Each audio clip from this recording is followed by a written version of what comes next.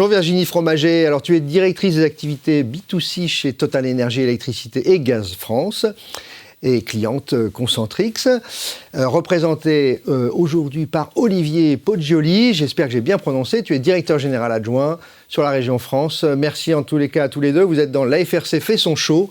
Et puis on va passer tout de suite à une première question. Alors peut-être nous présenter la direction Total Énergie Électricité et Gaz France, même si on connaît Herbel Balanceux aussi au sein de l'AFRC.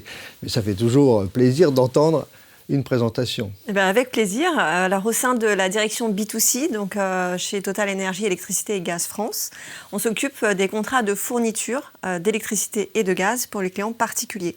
Donc, toute la relation client, depuis la souscription jusqu'aux questions de service client assez classiques et parfois résiliation. D'accord. Alors, maintenant, on va se tourner un petit peu sur les outsourceurs, les BPO, les prestataires, je ne sais pas comment on les appelle. Bon, pour avoir évidemment un petit peu œuvré dans ce domaine, je me suis passionné par toute cette évolution depuis 30 ans. Mais c'est vrai que Concentrix, on ne connaît pas bien ce mot. Ça vient d'où, Olivier ? Alors tout à fait. Alors, Concentrix, c'est un fournisseur mondial de premier plan de solutions humaines et technologiques en expérience client. D'accord. Bon, alors merci à tous les deux, en tout cas, pour ces présentations rapides. On va passer à la première question. Alors d'abord, Olivier, justement, j'ai été frappé, moi, en 30 ans d'observation, de voir une concentration qui s'est en plus accélérée depuis 3 ans. Donc on ne va pas citer toutes les marques, mais on était parti 50. Aujourd'hui, il y a 4-5 grands groupes mondiaux. Alors l'actualité est marquée, évidemment, avec ce rapprochement Concentrix et Webhelp. Est-ce que tu peux nous en dire un petit peu plus ? Et puis, qu'est-ce que ça va apporter ? On voit des monstres, des boîtes extraordinaires, ce sont des réussites. En plus, je suis très fier parce que ce sont des Français qui sont souvent à la tête de ces groupes. Donc, c'est des réussites entrepreneuriales fabuleuses, quoi. Tout à fait. Alors, en fait, effectivement, c'est officiel déjà depuis septembre 2023. Et Webhelp s'est rapproché d'une société américaine du nom de Concentrix. Ouais. Et désormais, c'est officiel, nous ne formons plus qu'une seule et même compagnie du nom de Concentrix. Voilà. Alors, ce qui marque, comme tu le disais, ce qui marque le secteur d'activité dans lequel on se situe, c'est un mouvement de concentration très important. Et il se trouve que là, on a une étape majeure de ces rapprochements avec la fusion entre Webhelp, qui historiquement est un acteur leader en France et en Europe, et Concentrix, qui est moins connu en France, mais qui est un leader en Amérique et en Asie-Pacifique. Donc, le premier motif de rapprochement, et bon, on le voit bien, il est là, c'est le fait couvrir le monde, d'avoir une empreinte géographique qui se recouvre et qui se complète parfaitement. Au-delà de ça, on est là face à deux sociétés qui partagent un ADN assez proche, une culture d'entreprise commune, je dirais, et puis une même vision de ce que va devenir le marché et de ce qu'il faut faire pour continuer à croître sur ce marché. Alors du coup, aujourd'hui, Concentrix, ça donne quoi ? Eh bien, ça donne 440 000 personnes. Incroyable, c'est fou. On appelle chez nous des game changers. C'est les plus grands employeurs au monde. C'est l'un des plus gros. Il y a Walmart, bien sûr. Il y a encore Walmart et Amazon qui représentent encore plus, mais effectivement, on est dans le top 10, top 15 des employeurs mondiaux. Et on opère sur tous les continents, sur plus de 70 pays. On couvre à peu près 95% des langues parlées dans le monde. Et puis on opère pour tous nos clients, quel que soit leur secteur d'activité.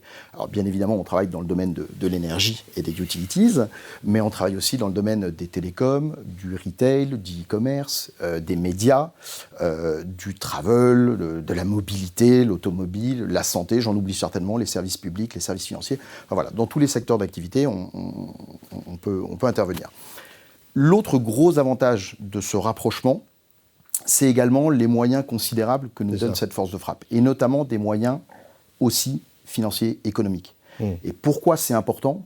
Parce que dans un monde en pleine transformation, et notamment, je pense qu'on va parler un petit peu d'IA, eh bien, le fait de pouvoir investir en R&D, en innovation, en cybersécurité, ça nous permet d'avoir vraiment les moyens de délivrer des services de qualité, en toute conformité, auprès de nos clients.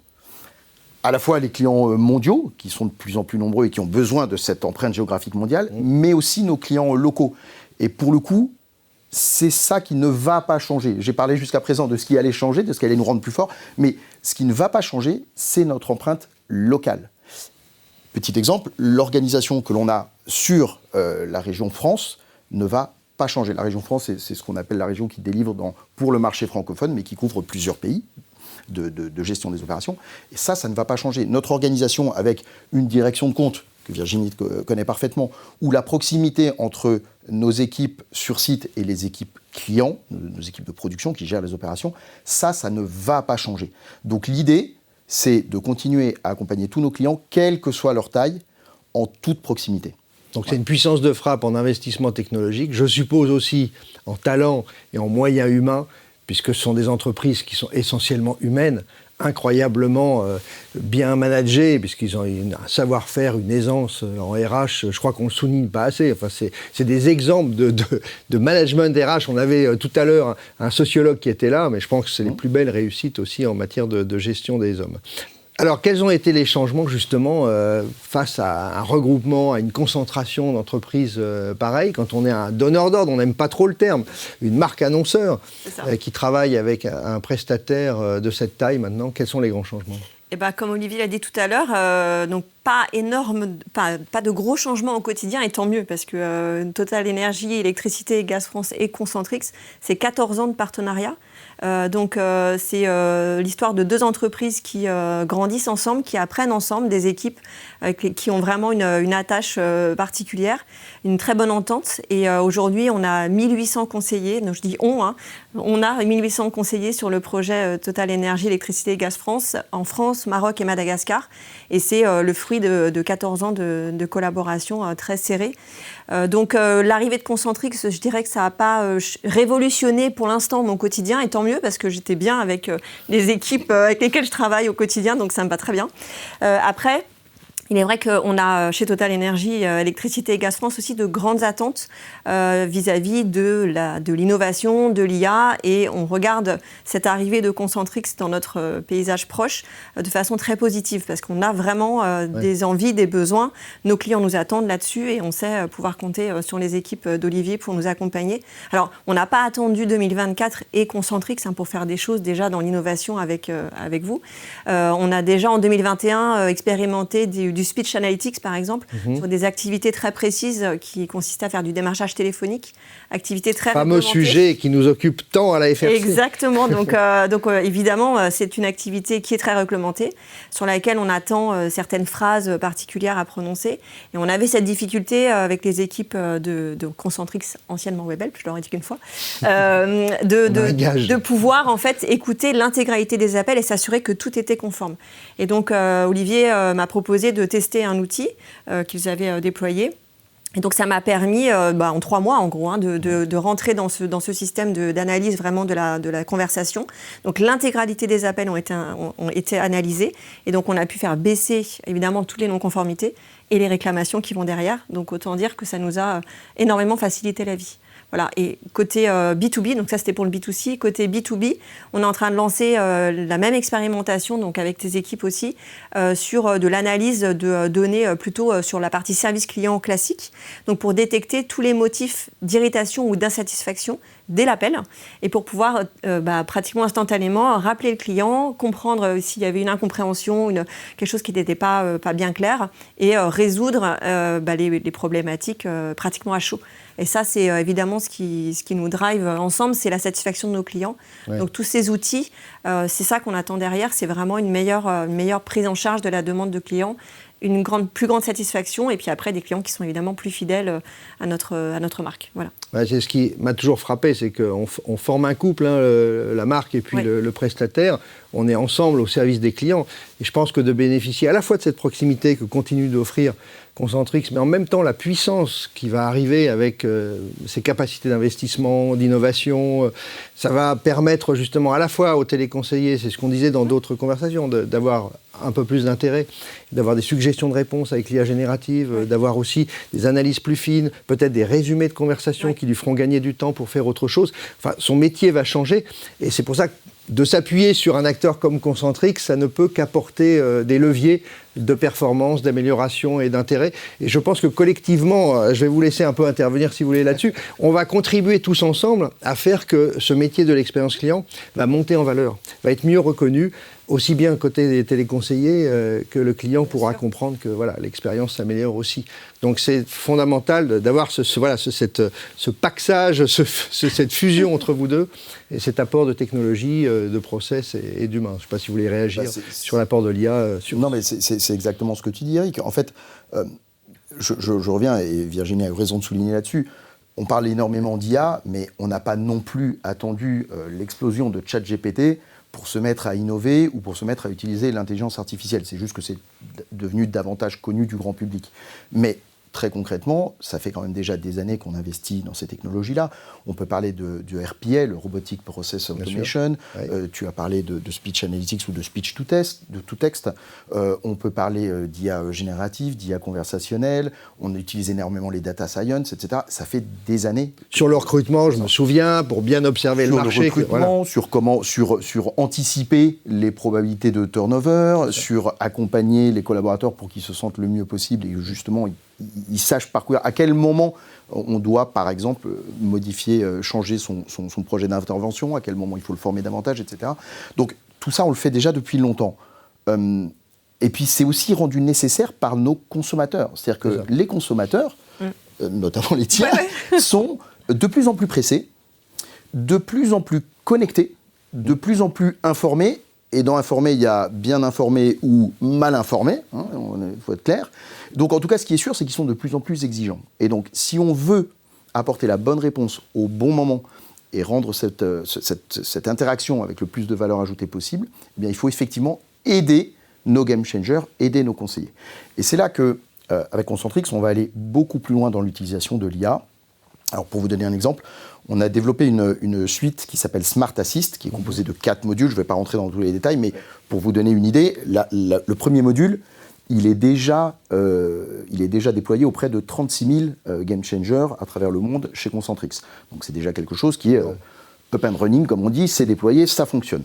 Alors, et il reste à déployer maintenant les 3 autres modules. Et ce que va faire cette suite, ça va permettre aux conseillers, aux game changers, pendant son interaction avec le consommateur, d'analyser tous les moments de vie du contact, d'aider à la détection des intentions, du coup d'aider à la proposition du bon service, du bon produit au bon moment. Ça va l'aider également à finaliser, à qualifier son appel, à le résumer par exemple. Ça va aider aussi après à coacher ce collaborateur et à le former pour la formation continue en fonction de comment se sera déroulé l'appel. Et tout ça avec des scénarios créés par l'intelligence artificielle. Donc c'est vraiment d'une puissance assez phénoménale. Et donc, comme tu le disais Eric, le métier du conseiller va changer. Il est en train de changer. À l'inverse, je veux aussi prendre le contre-pied de certaines choses qui se disent parce que... On entend plein de choses, bien sûr. Et qu'on soit clair, l'intelligence artificielle, elle n'a que de nom d'intelligent que le nom. Parce que l'intelligence artificielle, c'est quoi ? C'est de la puissance de calcul, d'accord ? Donc, ok, on va avoir des puissances de calcul phénoménales. Sans l'humain, ça ne sert à rien. Sans l'humain, pour diriger cette puissance, dans le cas qui nous intéresse, pour une meilleure interaction, sans l'humain, pour entraîner ces intelligences artificielles, eh bien, ça ne fonctionne pas. Donc c'est juste que son métier, au conseiller, il va changer. Et comme tu le disais, il va avoir de plus en plus de valeur ajoutée. Les tâches à plus faible valeur ajoutée seront automatisées, mais en vrai, ça fait déjà des années que c'est automatisé. Donc ça continuera. Ouais. Et le conseiller client, lui, eh bien, il aura des interactions de plus en plus intéressantes. Donc on va le former, on va l'accompagner dans sa progression. Donc il va être plus motivé par son job aussi. Et c'est cette espèce de cercle vertueux que moi j'aime bien appeler, chez Concentrix, on appelle ça la symétrie des attentions, parce qu'on aura des consommateurs et des clients plus heureux, plus épanouis, et nos collaborateurs également. Il n'y a que comme ça que ça marche. Alors justement, Virginie, toi, tu as l'air d'être aussi un client heureux, client donneur d'ordre, même s'il ne faut pas l'appeler comme ça, heureux. Qu'est-ce qui te plaît le plus dans ton job ? Ce qui me plaît le plus dans mon job, alors il y a 2 choses en vrai. Il y a le fait d'être sur le secteur de la relation client qui, par essence, en fait, est un secteur dans lequel il y a énormément d'inattendus, de surprises, et donc de l'adrénaline. On ne s'ennuie pas, ça c'est sûr. On ne s'ennuie jamais. Et ça, c'est quelque chose, moi je j'aime pas la routine, j'aime pas les métiers qui se répètent. Donc, surtout sur notre marché B2C, on n'est jamais à l'abri d'une surprise, d'un événement dans la journée qui va faire que tous nos plans sont bouleversés. Et ça, j'adore. Et la deuxième chose que j'aime beaucoup, c'est la façon dont j'exerce mon métier. C'est au sein de l'équipe donc Total Énergie, Électricité et Gaz France, on a tout un tas de gens. Donc tu citais Armel tout à l'heure. C'est des gens qui sont vraiment très investis, hyper engagés pour le client et qui n'hésitent pas donc à chercher toujours à aller plus loin, à challenger le statu quo. Donc c'est des équipes qui ont vraiment une patte, vraiment une touche très personnelle et très très très engagée. Et ça, alors pour un manager, alors évidemment c'est challenging parce qu'au quotidien il faut les accompagner, il faut faire aussi parfois trancher, etc. Mais je trouve qu'on ne reste jamais sur nos acquis. Et ça, c'est vraiment ce qui me plaît dans mon job. C'est à la fois l'adrénaline au quotidien et puis l'équipe avec laquelle je travaille que j'adore, quoi. Voilà. Merci à tous les deux, c'était passionnant de vous écouter. Et en vous regardant, je suis en train de rêver mes 40 ans d'expérience client en disant, vous formez en fait un exemple. C'est-à-dire qu'on s'aperçoit qu'une marque aussi forte qu'elle a besoin de toute façon de travailler avec des structures comme Concentrix. Et j'espère que demain, au lieu de nous dire vous allez détruire de l'emploi, etc., au contraire, on va créer énormément d'emplois sur tous les canaux qui sont en train d'éclore, avec ces solutions d'intelligence artificielle qui permettront aux conseillers de travailler avec un peu plus de valeur. Et j'espère que plus de donneurs d'ordre pourront faire confiance justement à des grands professionnels comme Concentrix. Merci à tous les deux. En tous les cas, c'était passionnant de vous avoir. Merci beaucoup, Eric. Merci à toi, Eric. Merci, Virginie. Merci, Olivier.